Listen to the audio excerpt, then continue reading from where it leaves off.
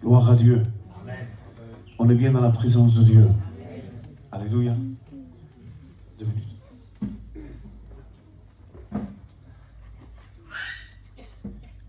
Est-ce qu'on est bien dans la présence de Dieu? Alléluia. Vous savez, je suis libre ce matin. Amen. Et vous savez, le but que nous avons, c'est ce que j'ai dit hier déjà, c'est de savoir ce que Dieu veut. Amen. Peut-être ça va choquer ce matin ce que je dis, mais quand je suis venu hier, quisiera que seguimos adorando a Dios un momento, mais quand je suis venu hier, j'étais sur la route et j'ai dit, Seigneur, qu'est-ce que je dois apporter à cette église? Qu'est-ce qu'elle a besoin? Seigneur, je voudrais apporter le mot de Dieu. Et je sais qu'il y a eu le mot de Dieu, il n'y a pas de problème. Mais ce n'est pas du tout la manière que j'ai de prêcher ou de faire quoi que ce soit. On ne parle pas de ma manière, on parle de ce que Dieu veut. Et j'étais un peu soucieux, comme tous les serviteurs de Dieu, de savoir qu'est-ce qu'il y a. Et hier, je suis parti, excusez-moi de l'expression, je demande pardon aux anciens, dormir à l'hôtel. Puis j'étais un peu inquiet, je disais, Seigneur, mais qu'est-ce que tu veux? C'est quoi ce que tu veux réellement? Seigneur, hier, je n'ai pas compris la manière que tu as eu d'agir par le Saint-Esprit. Et je dis, Seigneur, je veux savoir. Et puis, ce matin, en venant par là, j'avais toujours rien. Et le Saint-Esprit a parlé dans mon cœur. Il m'a montré lo que ha pasado, ce qu'il y a. Gloire à Dieu. Il m'a dit, ce matin, ce n'est pas un message que tu vas donner, mais quelque chose pour l'Église en particulier. Ce matin, je ne veux pas que tu prêches, mais je veux que tu annonces ce que je vais faire et ce qui se passe aujourd'hui. Peut-être ça choque lo que estoy diciendo, mais je me sens libre ce matin. Alléluia. Je voudrais qu'on ferme nos yeux dans le respect. Et quisiera que el pacamen se levante et ore a Dios. Alléluia. Seigneur, nous sommes devant toi, et rien n'est caché devant toi. Sers-toi de ton serviteur, pour donner des paroles de connaissance données par le Saint-Esprit, qui soient dirigées par toi. Tu nous reprends s'il faut à travers ta parole. Alléluia, Dios. Tu ne reprends parce que tu nous aimes. Que tout soit dirigé par toi, dirigé par l'Esprit, au nom de Jésus-Christ. Amen. Vous savez, on n'a pas à s'excuser de ce que le Saint-Esprit veut faire. Il y en a peut-être qui sont venus entendre un message, une prédication.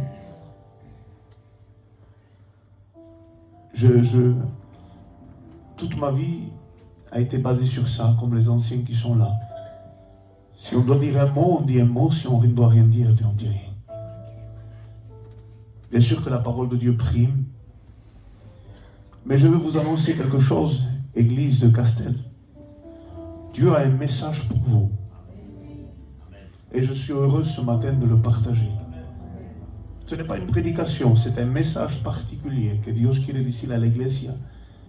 Et je demande pardon, et c'est avec tout le respect que j'ai pour les anciens, pour les pasteurs, pour les femmes de pasteurs, pour les chrétiens, pour les chrétiennes, pour ceux de l'Église. Dieu a un message à vous dire ce matin. Ce n'est pas une prédication. Tant pis, me matarán en pues, tant pis si vous ne m'invitez plus, mais c'est un message. Et ce message est accompagné d'un verset de la Bible. Alors ce matin, no sé lo que voy a traer, pero sé el mensaje que Dios quiere. Je sais le message que Dieu a pour vous. Et j'aimerais lire un verset dans la Bible avec vous pour accompagner ce que le Saint-Esprit va vous dire ce matin. Acte 16, 16. Je veux vous dire ce qui s'est passé réellement. Gardez le texte, on va le lire ensemble. J'étais en train de venir et puis quand je suis venu, j'ai commencé à ressentir, à voir des choses dans ma vie. Je vais vous dire ce que j'ai vu. Soy libre esta mañana. J'ai commencé à voir une épaisse nuée de ténèbres tout autour. Je ne disais rien, j'étais assis, j'étais en train de parler en langue, en train de venir. Je dis, Seigneur, pourquoi tu me montres ça? Et je voyais beaucoup de foyers, beaucoup de familles qui étaient tenues par les puissances des ténèbres. Et quand je voyais ça, je disais, Seigneur, mais pourquoi tu me montres ça? Et il y avait le silence complet. Laissez-moi terminer. Amen.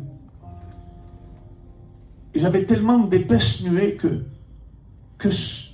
on ne pouvait pas parler à ceux qui étaient dans les ténèbres. On leur criait, on leur disait, mais ils n'entendaient pas. Tellement que les puissances des ténèbres les tenaient. Ils n'arrivaient ni à voir, ni à entendre. Et je disais, Seigneur, mais pourquoi tu me montres ça? Mais béni soit Dieu. J'ai des frissons ce matin, alléluia. Je sens la présence de Dieu. J'ai vu une lumière au milieu de toutes ces ténèbres. Et c'était l'église de Castel. C'était votre église qui est là. Il y avait une lumière qui était là au milieu de toutes ces ténèbres. Et le Saint-Esprit était en train de me dire, j'ai un message pour mon église. Je ne veux pas que tu prêches, je veux que tu annonces qu'il y a une préparation pour ceux qui vont venir dans quelques jours, dans quelques temps, dans quelques mois. Il y a une bénédiction et des liens qui vont se briser, des familles qui vont se convertir dans les jours qui vont venir. Je dis, Seigneur, ¿por qué me muestras esto? Excusez-moi, j'ai des frissons pour toi, pardonnez-moi, mais ce n'est pas des émotions, excusez-moi. Hein. Je sais que quand on parle de frissons, on parle d'émotions. Pas du tout. Je sais quand le Saint-Esprit me parle. Perdóname para acá de coger de decirte esto, pero es así. C'est ce que je sentais dans mon cœur. Et quand je commençais à voir l'église, il me disait ceci. Dis à l'église que j'ai préparé des portes. Des portes dans des familles qui sont dans l'obscurité. Des portes qui sont infranchissables. Des familles que les gens ont considérées. Non, je sais quoi, je ne sais pas qui c'est. Mais il y a eu des mots prononcés sur des familles. Il dit, là règnent les ténèbres et la lumière ne passe pas. Il y avait des familles tellement tenues par les ténèbres que c'était impossible. Et le Saint-Esprit me disait, je veux préparer mon église pour qu'il reçoive cette grande bénédiction et pour que ses portes s'ouvrent. Comme je vous dis ce matin, ce n'est pas une prédication, c'est ce que le Saint-Esprit a mis dans mon cœur. J'aimerais lire avec vous un verset de la Bible et je vais continuer dans ce que Dieu m'a montré. Vous me le permettez? Tant pis, hein, si ce n'est pas comme d'habitude ou une mission. Mais depuis hier, je suis troublé. Quand j'étais en train de prêcher hier, je savais qu'il y avait quelque chose que le Saint-Esprit voulait dire. Bien sûr que Dieu a préparé quelque chose. Mais ce que Dieu veut, ce n'est pas une mission, c'est préparer l'Église à quelque chose qui va venir demain. Écoutez bien ce que le Saint-Esprit a mis dans mon cœur. Acte 16 et verset 16, écoutez bien. Comme nous allions au lieu de prière, une servante qui avait un esprit de python et qui, en devinant procurer un grand profit à ses maîtres, vint au-devant de nous et se mit à nous suivre, Paul et nous. Elle criait, ces hommes sont des serviteurs du Dieu très haut, ils vous annoncent la voie du salut. Elle fit cela pendant plusieurs jours. Paul, fatigué, se retourna et dit à l'esprit, je t'ordonne au nom de Jésus-Christ de sortir d'elle. Il sortit à l'heure même. Les maîtres de la servante, voyant disparaître l'espoir de leur gain, se saisirent de Paul et de Silas et les traînèrent sur la place publique devant les magistrats. Ils les présentèrent aux prêteurs en disant, ces hommes troublent notre ville. Ce sont des Juifs qui annoncent des coutumes qui ne nous est permis ni de recevoir, ni de suivre, à nous qui sommes Romains. La foule se souleva contre eux, et les prêteurs ayant fait arracher leurs vêtements, ordonnèrent qu'on les batte de verges. Après qu'on les eut chargés de coups, ils les jetèrent en prison et recommandant au geôlier de les garder sûrement. Le geôlier ayant reçu cet ordre, les jeta dans la prison intérieure et leur mit les ceps aux pieds. Vers le milieu de la nuit, Paul et Silas priaient et chantaient les louanges de Dieu, et les prisonniers les entendaient. Tout à coup, il se fit un grand tremblement de terre, en sorte que les fondements de la prison furent ébranlés. Et au même instant, toutes les portes s'ouvrirent, et les liens des prisonniers furent rompus. Le geôlier se réveilla, et lorsqu'il vit que les portes des prisons étaient ouvertes, il tira son épée pour se tuer, pensant que les prisonniers s'étaient enfuis. Mais Paul cria d'une voix forte, « Ne te fais point de mal, nous sommes ici. » Oramos a Dios. Le pregúntale al hermanico ese, ¿cómo se llama él? Ora a Dios. Seigneur, nous voulons te glorifier. Seigneur, merci pour ce que nous allons recevoir dans notre cœur ce matin. Merci pour cette parole, Seigneur, que tu vas mettre au plus profond de notre cœur. Che rebascenda e seria maraisenda. Merci pour le Saint-Esprit qui est à l'œuvre, Seigneur, au milieu de nous. Rebekenda e scedara bassanda. Je te prie maintenant, Seigneur, O rebaida. de faire ce que tu dois faire, toi. Se mandei a scedara branda i derekeinde sceda. C'est toi qui as payé pour cette œuvre, Seigneur. Elle t'appartient. Alors, Seigneur, oui, nous te laissons faire à toi. Tu es le maître, Seigneur. Nous savons que tu es ici ce matin. Amen, Seigneur. Alléluia. Saint-Esprit me dit, prends ce texte comme appui pour ce que tu vas révéler à l'église ce matin. Du Seigneur, qu'est-ce que tu veux que je dise? Et le Saint-Esprit m'a montré. Il disait, regarde Paul et Silas. Ils ont un but. Je les ai recommandés d'aller prêcher ma parole. Et c'est ce que les serviteurs de l'église sont en train de faire.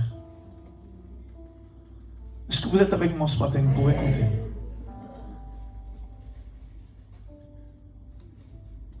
Et le Saint-Esprit me montrait cela pour l'église ici. Il dit, regarde, pendant que Paul et Silas sont en train d'aller, ils sont en train de marcher. Jusqu'à présent, il y a eu la marche et ils disent, quand nous allions au lieu de prière, il y a eu des temps de prière, des temps de recherche. Des temps où ils ont pleuré, des temps où l'église a cherché Dieu. Et la Bible dit que Paul et Silas, qui représentent toute l'église, qui représentent ceux qui cherchent Dieu, ont arrivé dans un lieu, et c'est là le plus compliqué, parce que des fois on ne voit pas là où on arrive par la prière. Lorsque quelqu'un jeûne et prie, est-ce que vous savez qu'il est en train de gagner du terrain, il est en train de marcher? Et lorsqu'il marche, il est en train de gagner du terrain. Il y a un combat spirituel qui est en train de se faire dans le surnaturel, dans ce qu'on ne voit pas. Plus tu jeûnes, plus tu pries, plus tu gagnes du terrain. Mais il y a une chose que l'homme, le corps, l'humain, donc je ne parle pas de l'âme ni de l'esprit, je parle du corps. Il y a quelque chose qu'il reçoit. Et qu'est-ce qu'il reçoit? La Bible dit, pendant que Paul et Silas étaient en train d'aller et de gagner du terrain, la Bible dit qu'ils arrivent dans une contrée. Une contrée où il y a quelque chose qui règne. Ici règne, excusez-moi, il règne assis. Il y a une dame qui a un esprit de divination, un esprit occulte qui est en train de régner dans la ville. Les gens, quand ils ont un problème, ils vont vers elle. Lorsque les personnes ont des problèmes, ils vont vers elle. Lorsque les gens ont besoin de quelque chose, ils vont vers elle. C'est vers elle qu'il y a la solution. Mais la Bible dit que Paul et Silas, par la prière, sont en train de gagner du terrain. Et dès qu'ils rentrent dans la propriété de l'ennemi, dès qu'on rentre par l'onction, par la présence de Dieu, par le jeûne et la prière, dans la propriété de l'ennemi, qu'est-ce qui va se passer? Cette femme va commencer à se lever. Elle dit, oh là, jusqu'à présent j'ai vu des préfets de la ville, j'ai vu des empereurs, j'ai vu des soldats, mais ils ne m'ont pas fait peur. Ce qui fait peur aux démons, ce qui fait peur aux puissants des ténèbres, c'est lorsqu'ils voient des hommes de Dieu remplis de l'esprit, une église vivante qui veut gagner du terrain, alléluia. C'est là où ils commencent à trembler, c'est là qu'ils commencent à avoir peur, c'est là où les choses changent, alléluia. Elle voit venir Paul et Silas et elle dit, j'ai intérêt à faire attention. Aujourd'hui, je ne vais pas confronter des hommes de Dieu. Je ne vais pas confronter l'église. Non, impossible. Et vous savez ce qu'il va faire? Il va dire, elle va commencer à se faire la toute petite. Elle va commencer non pas à affronter les démons qui sont en elle. Vont commencer à dire, t'as intérêt à ne pas trop parler. T'as intérêt à ne pas les affronter. Pourquoi? Parce que ce qu'ils ont en eux est plus puissant que ce que nous sommes.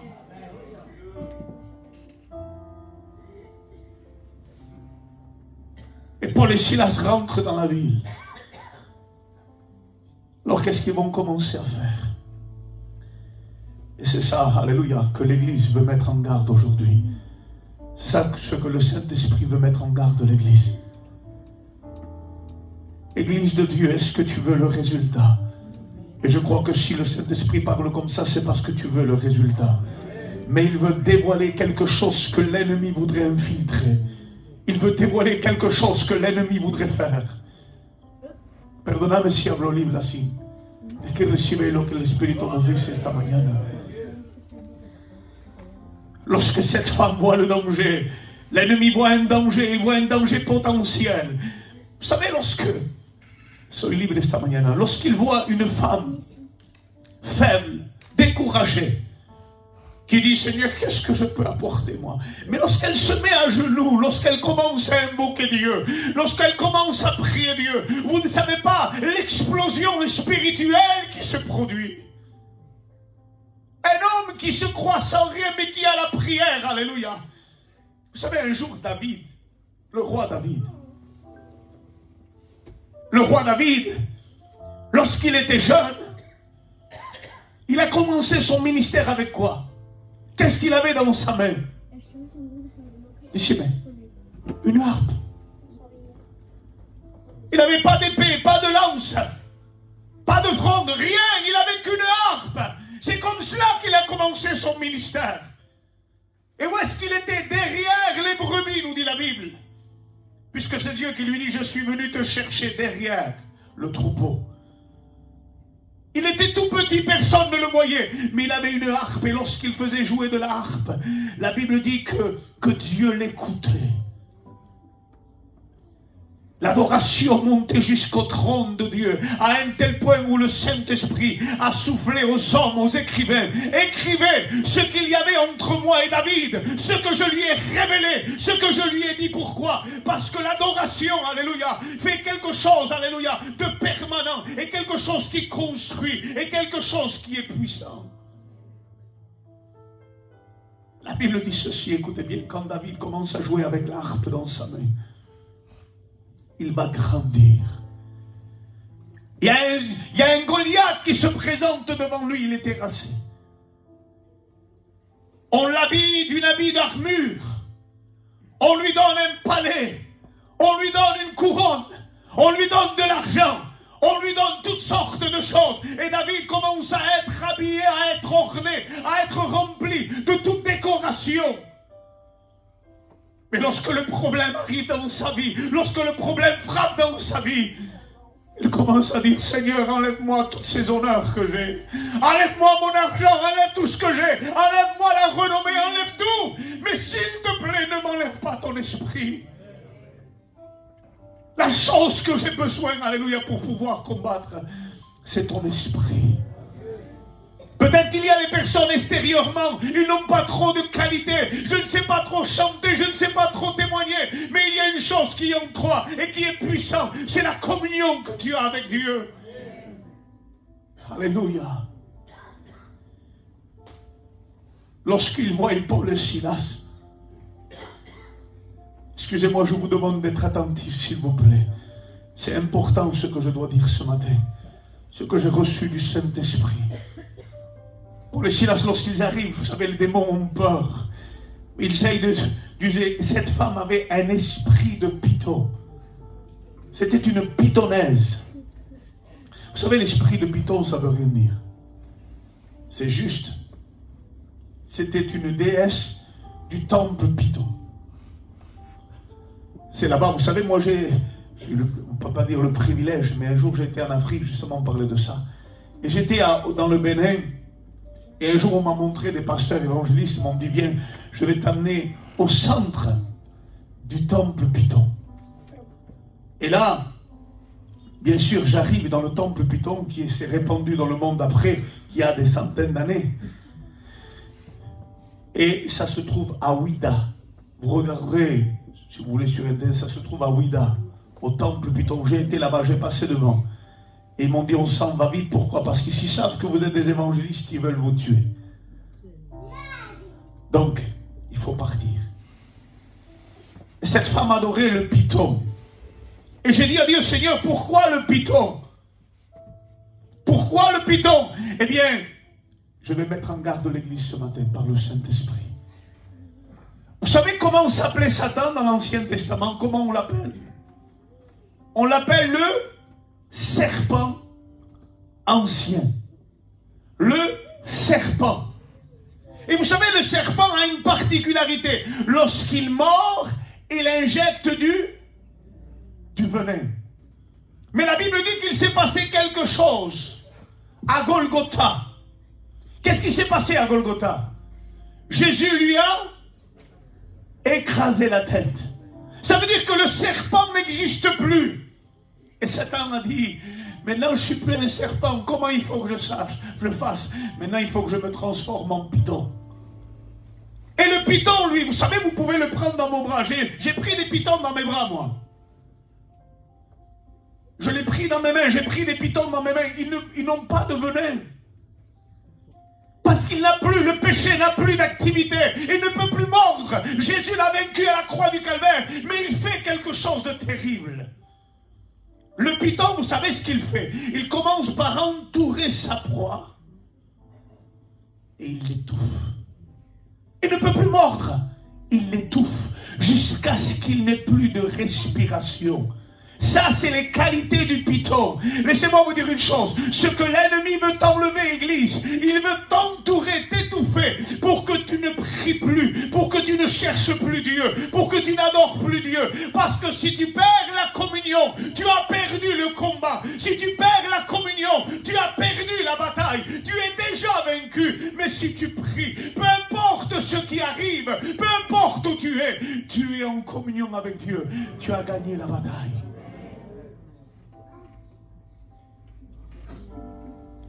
Il veut se manifester en python. Celui qui étouffe sa proie. Vous savez, il y a un témoignage que mon fils m'a dit avant-hier. Je peux le dire? Vous me le permettez? Il dit, papa, j'ai vu quelque chose de terrible. Hier, non? Hier, il me disait, et je ne savais pas que j'allais prêcher ça ce matin. Dieu connaît tout. Il dit, papa, j'ai vu une expérience d'une dame qui dormait avec un python. Ah oui? Je dis oui, mais je n'ai pas fait attention à ce qu'il me disait, parce qu'il parlait avec l'Anthony. Il dit, papa, le python dormait avec elle, il mettait son python à côté, puis pendant 1 jour, 2 jours, le python ne mangeait plus. Ne voulait plus manger. Et la dame s'inquiétait pour son python. 1 jour, 2 jours, 3 jours, il maigrissait. Et le python était mal en point, il était tout maigre. Et au bout du 4e jour, il s'est inquiété tellement, la dame, qu'il l'a amené au vétérinaire. Il le prend, il l'amène au vétérinaire. Il dit, voilà monsieur, mon python est en train de mourir, je ne sais pas, il ne mange plus. Et le vétérinaire lui dit, monsieur, madame, il est en train de maigrir, il ne mange plus. Il dit, oui, c'est ça. Heureusement que vous l'avez amené. Pourquoi il allait mourir? Non. C'est qu'il était en train de vous examiner de la tête aux pieds pour voir si plus il maigrit, plus il peut vous avaler. Il était en train d'examiner, c'est une histoire vraie.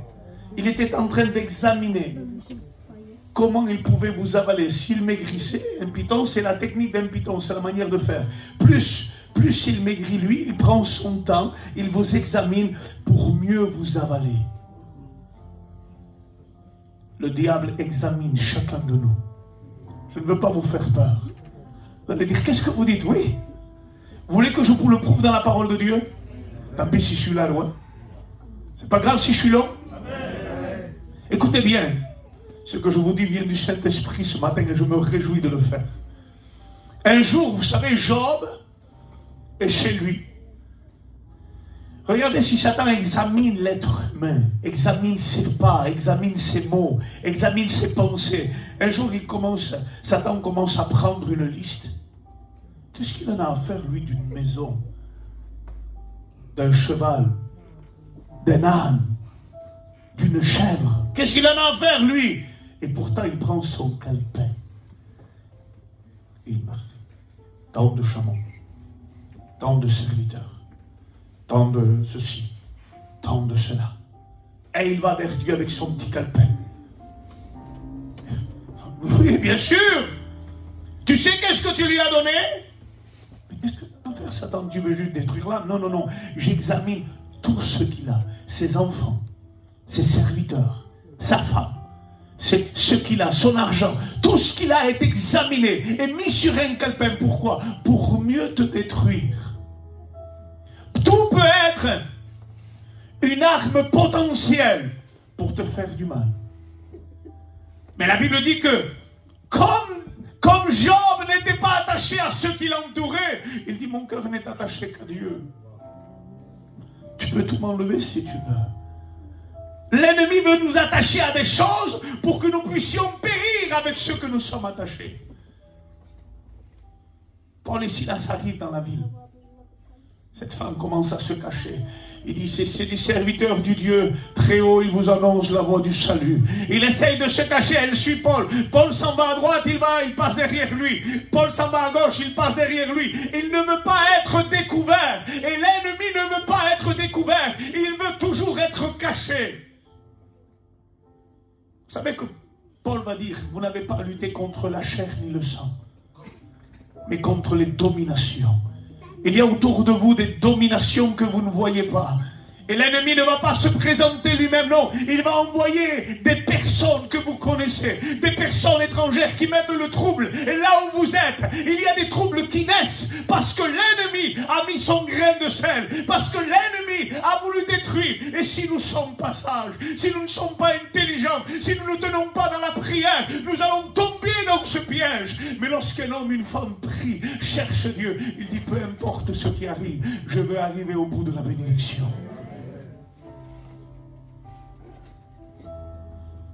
Paul, la Bible dit fatigué d'un évangile mélangé, d'un évangile qui ne produit rien, parce que Paul dit Jésus est le sauveur, et la femme dit oui, Jésus est le sauveur. Est-ce qu'elle dit quelque chose de méchant? Non, mais à l'intérieur règnent les puissances des ténèbres. Ce que Dieu veut, alléluia, ce que Dieu veut, alléluia, ce que le Saint-Esprit veut, une église pure, une église véritable, que lorsque tu as péché, tu reconnaisses ton péché. Lorsque tu es faible, dis-lui à Dieu, Seigneur, je n'en peux plus, mais reste vrai devant Dieu.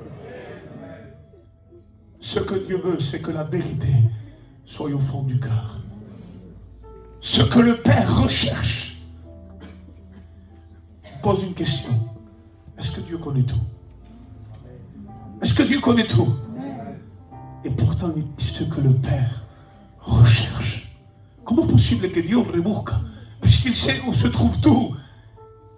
Dieu est en train de nous lancer un message, parce qu'il y en a très peu.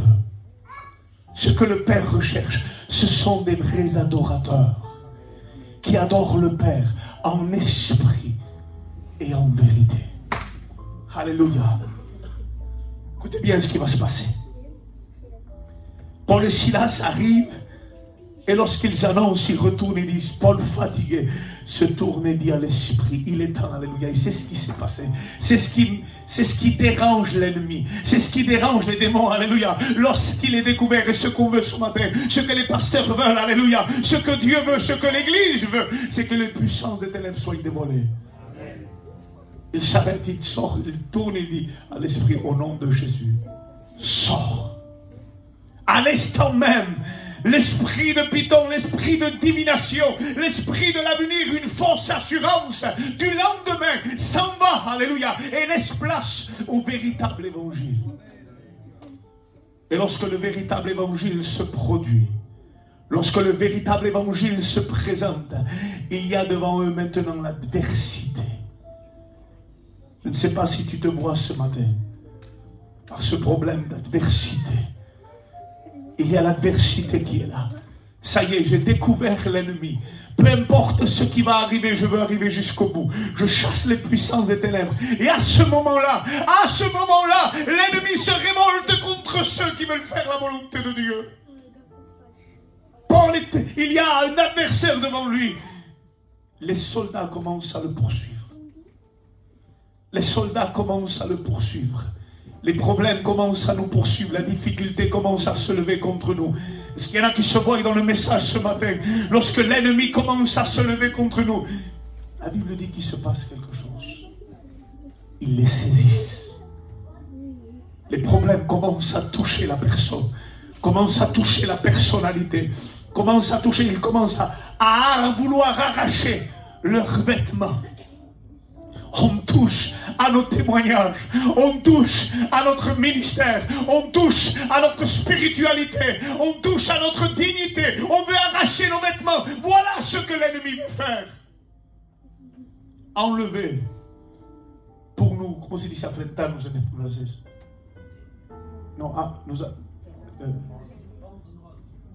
nous rendre honteux, pour qu'on voie notre nudité, ce que nous sommes.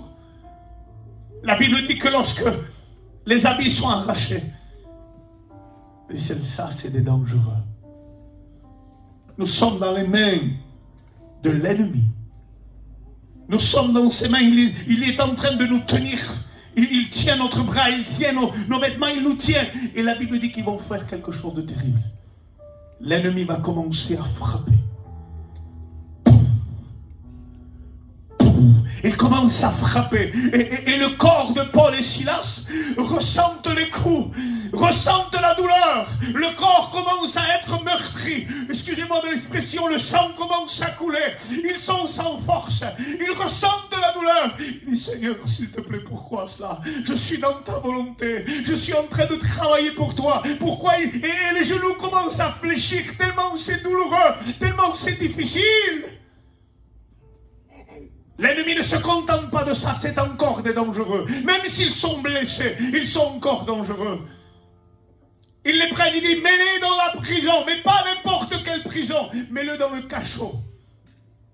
Dans la prison intérieure, là où personne ne doit les entendre, là où leur bouche ne doit pas parler.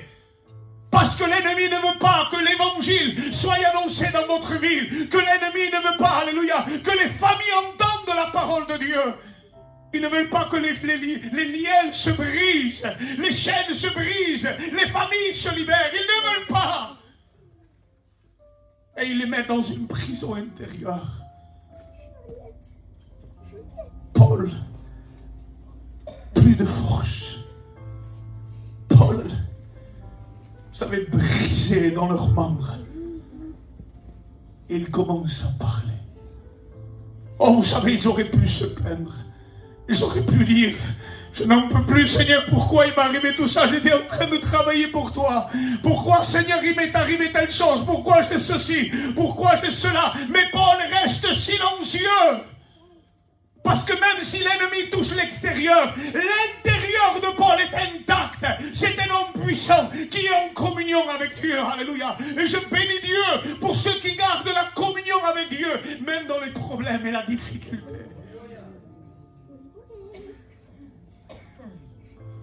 Paul se met à genoux. On les attache. Le monde veut attacher les hommes de Dieu. Le monde veut attacher l'Église. Je vous le dis sincèrement. L'ennemi veut mettre des liens. Veut attacher l'Église pour ne pas que l'Église se répande dans la ville.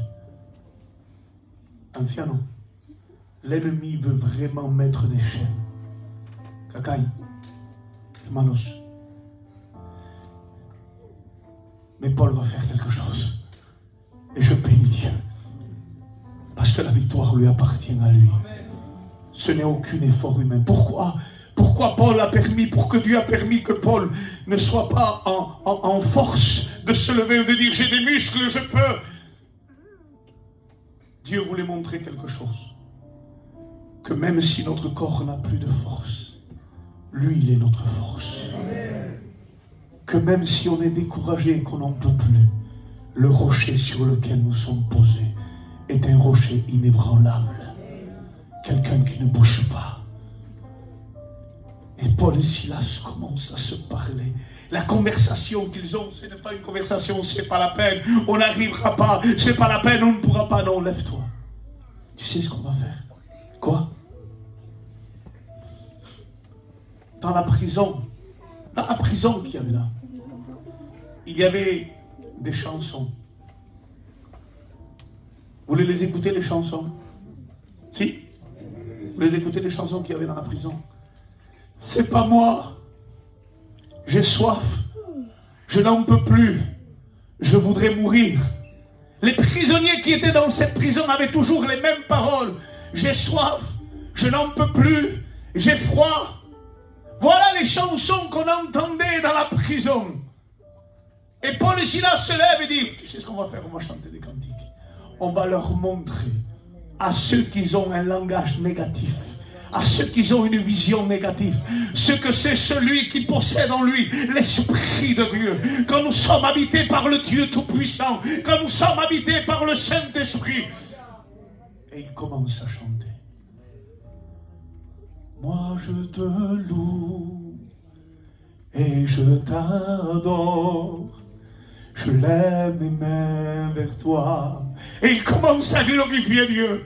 Pour t'adorer, mon roi, moi je te loue. Et les gens qui sont à côté, oh, vous savez, sont en train de dire, mais qu'est-ce qu'ils disent? Pourquoi ils ne parlent pas comme nous? Pourquoi ils ne disent pas que c'est pas leur faute? Pourquoi ils ne disent pas qu'ils n'arrivent à rien? Et Paul et Silas, moi je te loue et je t'adore. Mais ils sont devenus fous. C'est quoi cette chanson qui envahit les prisons les plus ténébreuses, les lieux les plus difficiles, là où les démons règnent? La louange est en train de commencer à grandir, à exploser, alléluia. Et il se passe quelque chose. Le soldat le plus puissant de cette contrée, l'ordre le plus grand avait dit, gardez ces hommes sûrement. Ça voulait dire, mettez des hommes devant la prison. Mettez des hommes dans les couloirs de la prison. Mettez des hommes devant la porte de la prison pour que personne ne puisse rentrer.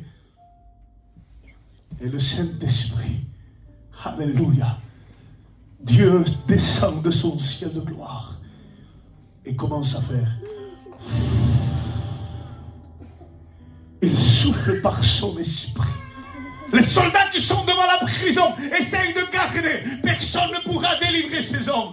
Et le Saint-Esprit passe la porte de la prison, arrive au couloir, rentre dans la prison où sont Paul et Silas, et il dit, faisons maintenant trembler ces fondements que Satan a bâtis, ces fondements que l'ennemi, le mortier du péché, le mortier de la méchanceté, le mortier qui tient les âmes captives. Et la Bible dit que les fondements de la prison commencent à remuer, commencent à se fissurer, les fondements commencent à bouger, les portes ne tiennent plus. Les portes commencent à s'ouvrir. Les liens des prisonniers sont rompus. Alléluia. Pourquoi? Parce que le souffle du Saint-Esprit a commencé à rentrer dans la prison. La prison qui tenait les âmes captives a été brisée à cause de deux hommes qui priaient. À cause de deux hommes qui cherchaient la volonté de Dieu. Combien qu'il y a de chrétiens parmi nous qui lèvent leurs mains? Si avec deux hommes, la prison a été brisée, imaginez-vous avec toute l'Église. Imaginez-vous avec toute l'Église. Ce que Dieu est en train de vous dire ce matin. Préparez-vous à la bénédiction que Dieu a préparé pour vous, Église de Dieu. Ne baissez pas les bras. ceux qui sont découragés, ceux qui sont faibles. Le Saint-Esprit est en train de te dire ce matin, prends courage. Ne sois pas dans le découragement. Tu es une personne utile dans l'Église. Tu es quelqu'un que Dieu appelle, alléluia, à tenir debout. Prépare-toi à recevoir ces grandes bénédictions que Dieu a préparées pour toi. Est-ce que vous me permettez que je fasse quelque chose? Je voudrais appeler les pasteurs avec leurs compagnes. Que vengan aquí delante.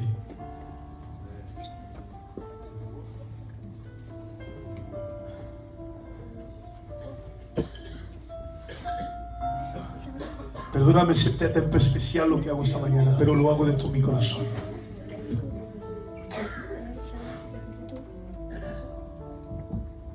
Je voudrais que toute l'église se lève à leur place. Et on commence à louer Dieu et à prier pour eux. À prier pour ces foyers.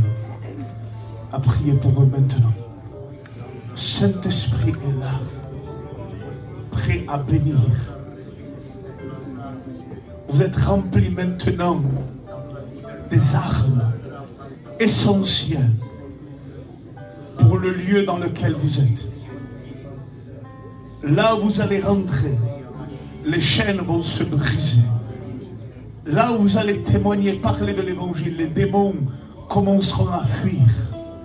Oh, vous aurez des adversités, c'est vrai, mais la gloire de Dieu va se manifester.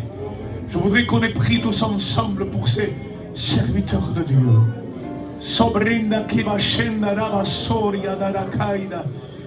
Seigneur notre Dieu, maintenant que ton esprit, que ta gloire descende, que ton esprit descende maintenant.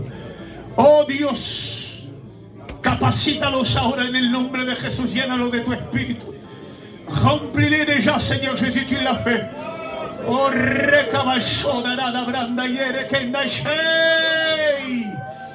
Saint-Esprit descend. Oh, le Saint-Esprit maintenant vous remplit de cette onction particulière pour l'œuvre à laquelle il vous appelle maintenant. Cette œuvre d'évangélisation, cette œuvre de gloire maintenant au nom de Jésus contre toute œuvre des ténèbres. Au nom de Jésus, les ténèbres sont vaincues d'avance. Oh, considérez les âmes perdues comme sauvées maintenant. Au nom de Jésus, les familles tenues par les ténèbres sont déliées maintenant à travers leur témoignage et leur ministère. Au nom de Jésus. Amen. Que Dieu le bénisse. ¿Me permites? Quisiera llamar a los jóvenes et les jeunes qui s'occupent de l'église avec leurs compagnes, qui viennent ici devant. Excusez-moi si c'est pas comme quelque chose d'habitude, pero quisiera que vengan. Amen. Les jeunes qui viennent, ceux qui jouent à l'instrument, ceux qui placent les chaises, ceux qui sont dans l'église, venez ici devant, avancez-vous. Avancez-vous, alléluia. Venez ici devant. Todos los que trabajan en la iglesia, ceux qui travaillent dans l'église. Alléluia. Ceux qui travaillent dans l'église. Que Dieu soit béni. Alléluia. Venez là qui delante. Béni soit Dieu. Il y a quelque chose, le Saint-Esprit. Tant pis si vous ne m'invitez plus, mais je sens ça du Saint-Esprit. Alléluia. Que Dieu soit béni. Avancez-vous, avancez-vous, avancez-vous. Mettez-vous par là. Il y a quelque chose à quoi Dieu vous appelle ce matin. Alléluia. Vous allez lever vos mains vers le ciel. L'église prie le Seigneur avec nous.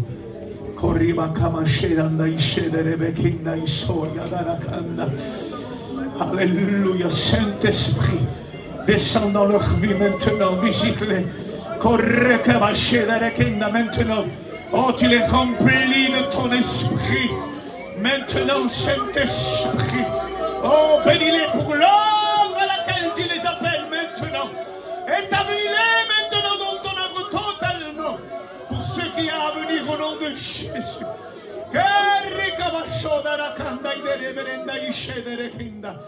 Merci Sauveur. Merci Jésus. Amen.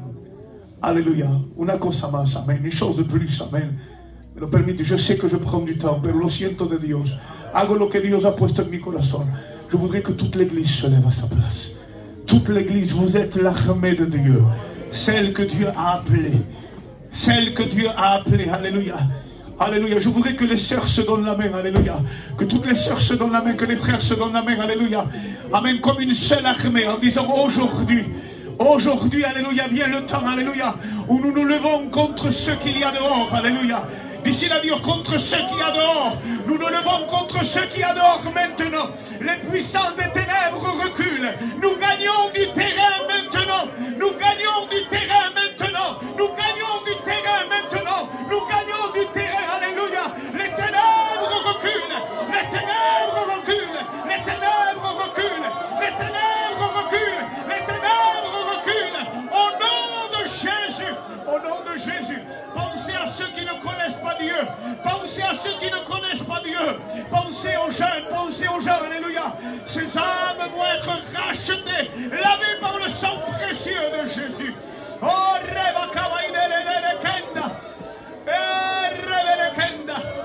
oh, le diable sait maintenant qu'il y a une église qui se lève contre les puissants des ténèbres, alléluia. Gloire à Dieu. Et le peuple dit Amen. Amen. Que Dieu vous bénisse. Que Dieu vous bénisse. Priez le Seigneur. Alléluia. Merci à Dieu. Vous savez, comme ce matin j'ai dit, ce n'était pas un message que j'ai reçu, mais c'est une pensée pour l'Église.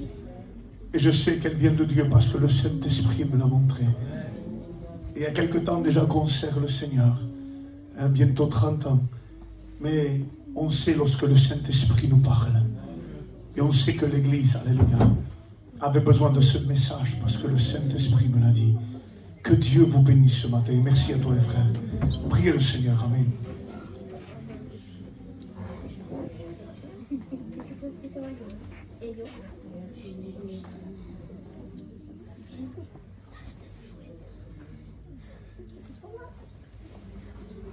Ils veulent que je chante un cantique. Alléluia, je vais chanter un cantique.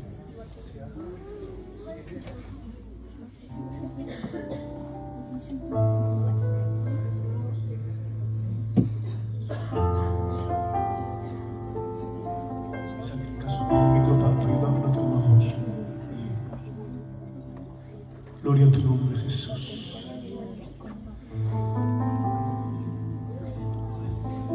Se abren los cielos, se escucha un sonido celestial.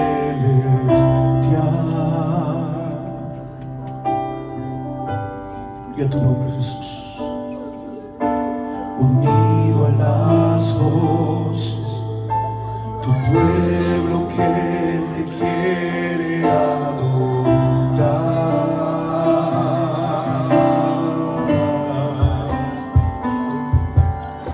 El Espíritu de Dios se mueve libre en este lugar.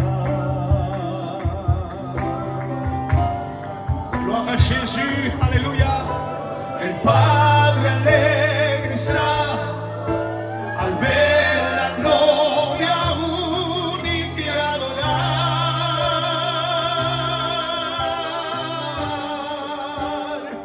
Juntos, aleluya. La tierra canta, el cielo adora y todo grita que tú eres santo. La tierra canta, el cielo adora y todo grita que tú eres santo.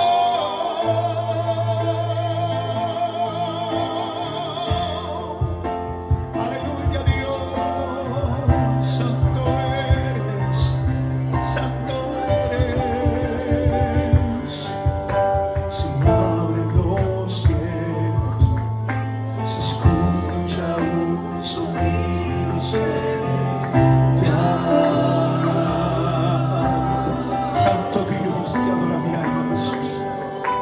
Unido a las voces,